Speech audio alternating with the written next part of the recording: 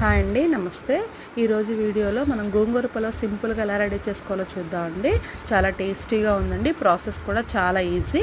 ముందుగా అయితే ఒక గ్లాస్ బియ్యం తీసుకొని నానబెట్టేసుకోవాలండి. నానబెట్టుకొని పక్కన పెట్టేసుకున్నాము. తర్వాత ఒక కడాయి పెట్టుకొని ఒక 2 గిన్నెలు ఆయిల్ పోసుకొని ఉల్లిపాయ పచ్చిమిరపకాయ ముక్కలు బాగా వేయించుకుందామండి. ఒక ఉల్లిపాయ వేసుకున్నాను నేను, ఒక 5-6 పచ్చిమిరపకాయలు వేసుకున్నాను. మొత్తం వేగిపోయిన తర్వాత హోల్ గరం మసాలా, కరివేపాకు కూడా వేసుకొని వేయించుకున్నాము. తర్వాత ఒక స్పూన్ అల్లం వెల్లిపాయ పేస్ట్ వేసుకొని బాగా పచ్చివాసన పోయే వరకు వేయించుకున్న తర్వాత కొంచెం టమాటా ముక్కలు వేసుకుందామండి.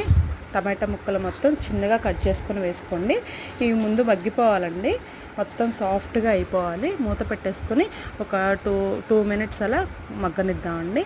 టమాటా ముక్కలు కూడా మగ్గిపోయిన తర్వాత ఒక గుప్పెడు గోంగూర యాడ్ చేసుకుందామండి. ఒక కట్ట తీసుకున్నానండి నేను. అది దగ్గర కొలతలో చెప్పాలంటే ఒక 100 గ్రామ్స్ అలా ఉంటుంది. ఒక గుప్పుడు సరిపోతుందండి. మనం ఒక గ్లాసే కాబట్టి ఒక గుప్పుడు మనకి కరెక్ట్గా సరిపోతుంది. పులుపు అదంతా మరీ ఎక్కువ అయితే కనుక పులుపు వచ్చేస్తుందండి. ఈ గోంగూర కూడా మగ్గనిద్దామండి. మగ్గిపోయిన తర్వాత ఒక స్పూను ధనియాల పొడి, ఒక స్పూన్ ఉప్పు, ఒక స్పూను కారము వేసేసుకొని మనం మూత పెట్టేసుకొని మగ్గనిద్దాము. మీ రుచికి సరిపడా ఉప్పు కారం అడ్జస్ట్ చేసుకోండి. తర్వాత ఒక గ్లాసు బియ్యం తీసుకున్నాం కాబట్టి 2 గ్లాసులు వాటర్ తీసుకున్నాము. వాటర్ కూడా మరగనిద్దామండి. మరిగిపోయిన తర్వాత కొంచెం కొత్తిమీర వేసుకున్నాము. కొత్తిమీర వేసుకొని తర్వాత రైస్ యాడ్ చేసేసుకుందామండి. రైస్ కొంచెం కలుపుకొని హై ఫ్లేమ్లోనే ఒక 5 మినిట్స్ వదిలేద్దాము. 5 మినిట్స్ తర్వాత మనం సిమ్ చేసేసుకుందామండి. సిమ్ చేసేసుకొని సిమ్లో ఒక 5 to 10 మినిట్స్ అలా కొంచెం మగ్గే వరకు అలా వదిలేద్దాము.